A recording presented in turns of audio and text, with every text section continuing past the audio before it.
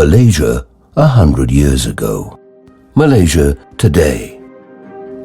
The country has changed dramatically, but by how much? And in what ways have we really progressed? One way of answering these questions is to compare economic performance of the early 20th century while under British colonial rule with that while under national management.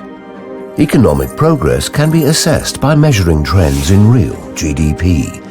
GDP measures the health and evolution of an economy. Because of the lack of comprehensive economic data before World War II, long-term economic growth of the country has not been measured. New estimates of Malaya's GDP for the first 40 years of the 20th century show that Malaya's commodity-dependent economy boomed despite extreme volatility, external shocks of World War I and the Great Depression, and being heavily reliant on a limited number of trading partners. Tin mining and rubber planting were the twin drivers of economic growth. Initially, tin was Malaya's primary export commodity, but its preeminence was soon overtaken by the phenomenal growth of rubber exports that were needed for the US automobile industry.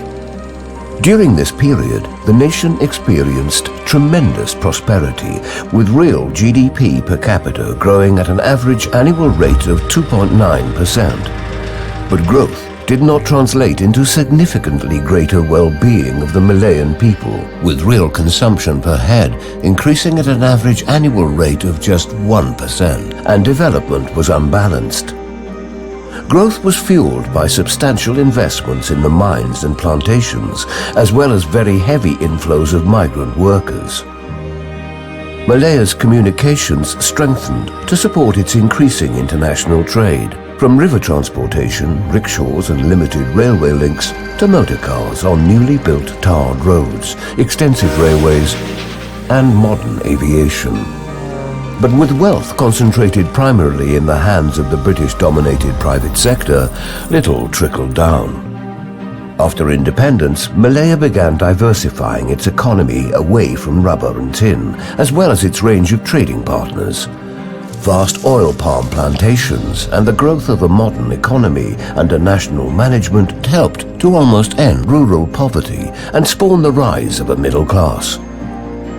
Industrialization and services became the country's main economic drivers, with hydrocarbon revenues supporting development. With a national vision, supportive policies and implementation of broad-based economic and social development programs, Malaysia has increased prosperity and dramatically reduced poverty. An important lesson of Malaysia's spectacular transformation is that for economic development to be sustainable, all communities must contribute to it as well as share its benefits.